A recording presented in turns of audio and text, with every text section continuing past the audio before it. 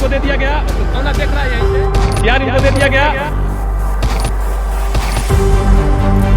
इस वक्त की सबसे बड़ी खबर भरत भूषण तिवारी एनकाउंटर केस से जुड़ी हुई है, जहां सुप्रीम कोर्ट ने एक अहम फैसला सुनाया है।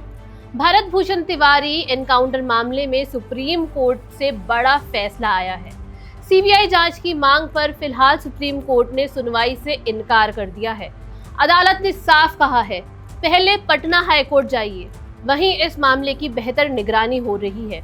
यानी जिस एनकाउंटर को लेकर बिहार की सियासत से लेकर सोशल मीडिया तक बहस छिड़ी हुई है, उसकी कानूनी लड़ाई का अगला पड़ाव अब पटना हाई कोर्ट होगा।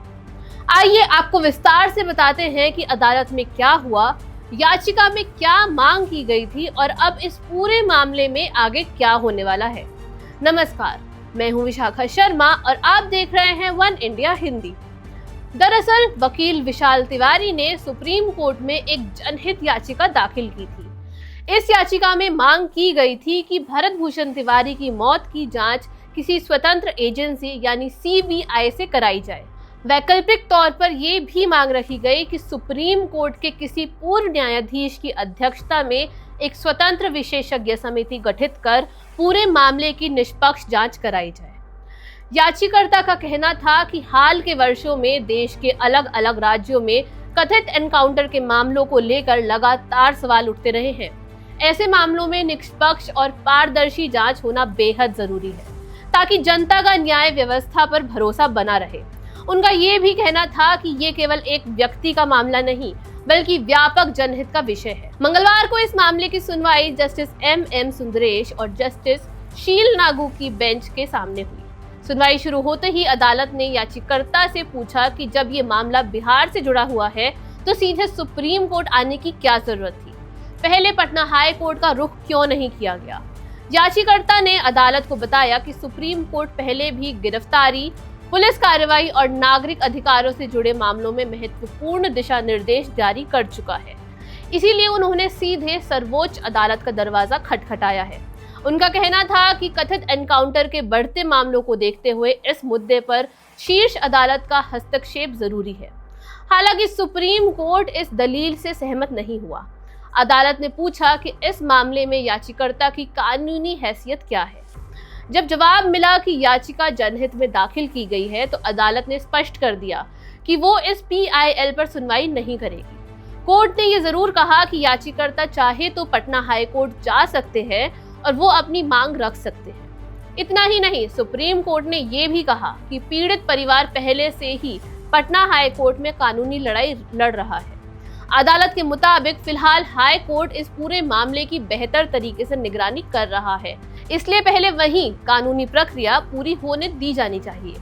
सुनवाई के दौरान याचिकाकर्ता ने यह भी अनुरोध किया कि यदि सुप्रीम कोर्ट याचिका पर सुनवाई नहीं करना चाहता तो कम से कम इसे पटना हाई कोर्ट ट्रांसफर कर दिया जाए, लेकिन अदालत ने ये अनुरोध भी स्वीकार नहीं किया और याचिका का निपटारा करते हुए हाई कोर्ट जाने की स्वतंत्रता दे दी। अब आपको बताते हैं कि आखिर भरत भूषण तिवारी एनकाउंटर मामला है क्या, जिसने पूरे बिहार में इतना बड़ा विवाद खड़ा कर दिया। 17 जून को बिहार के भोजपुर जिले में पुलिस और भरत भूषण तिवारी के बीच हुई कार्रवाई के दौरान उन्हें गोली लगी थी। गंभीर हालत में उन्हें अस्पताल ले जाया गया, लेकिन इलाज के दौरान उनकी मौत हो गई। घटना के बाद ये मामला तेजी से सुर्खियों में आ गया और सोशल मीडिया से लेकर राजनीतिक गलियारों तक इस पर बहस शुरू हो गई। पुलिस का दावा है कि भरत भूषण तिवारी हथियारबंद थे और उनकी मानसिक स्थिति सामान्य नहीं थी। पुलिस के मुताबिक उन्होंने पुलिस टीम के लिए खतरा पैदा किया, जिसके बाद आत्मरक्षा और कानून व्यवस्था बनाए रखने के लिए कार्रवाई करनी पड़ी। वहीं दूसरी तरफ भरत भूषण तिवारी का परिवार पुलिस के इन दावों को पूरी तरह खारिज करता है। परिवार का कहना है कि भरत भूषण तिवारी एक सामाजिक कार्यकर्ता थे, जो बाढ़ पीड़ितों के पुनर्वास समेत कई जन सरोकार के मुद्दे उठा रहे थे। परिजनों का आरोप है कि उन्होंने आत्मसमर्पण कर दिया था, लेकिन इसके बावजूद पुलिस ने उन पर गोली चला दी। यही वजह है कि परिवार लगातार इस पूरे मामले की स्वतंत्र जांच की मांग कर रहा है। घटना के बाद मामले ने नया मोड़ तब लिया जब संबंधित पुलिस अधिकारियों के खिलाफ हत्या और आर्म्स एक्ट के तहत एफआईआर दर्ज की गई। तत्कालीन जगदीशपुर एसडीपीओ राजेश कुमार शर्मा को उनके पद से हटाकर पुलिस मुख्यालय से संबद्ध कर दिया गया। जबकि उनकी जगह नए अधिकारी की नियुक्ति की गई। इसी के साथ बिहार सरकार ने भी पूरे मामले की न्यायिक जांच के आदेश दिए। ये जांच एक सेवानिवृत्त हाई कोर्ट जज की निगरानी में कराई जा रही है। यानी एक तरफ न्यायिक जांच जारी है, दूसरी तरफ हाई कोर्ट में भी इस मामले को लेकर कानूनी प्रक्रिया चल रही है। अब सुप्रीम कोर्ट के इस फैसले का मतलब भी समझना जरूरी है। अदालत ने अपने आदेश में कहीं भी ये नहीं लिखा कि जांच की जरूरत नहीं है, न ही कोर्ट ने पुलिस को किसी तरह की क्लीन चिट दी है। सुप्रीम कोर्ट ने केवल ये कहा है कि इस समय सीधे उसके हस्तक्षेप की आवश्यकता नहीं है और उचित मंच फिलहाल पटना हाई कोर्ट है, जहां पहले से इस मामले पर सुनवाई और निगरानी जारी है। यानी अब इस हाई प्रोफाइल मामले की कानूनी लड़ाई पूरी तरह पटना हाई कोर्ट पर केंद्रित होगी।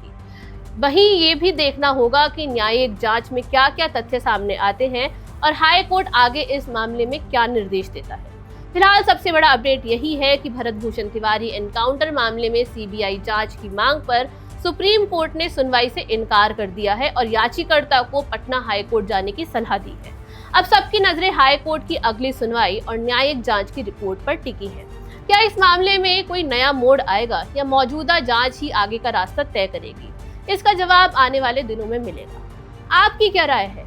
हमें कमेंट सेक्शन में जरूर बताइए और देखते रहिए one India Hindi. Subscribe to One India and never miss an update. Download the One India app now.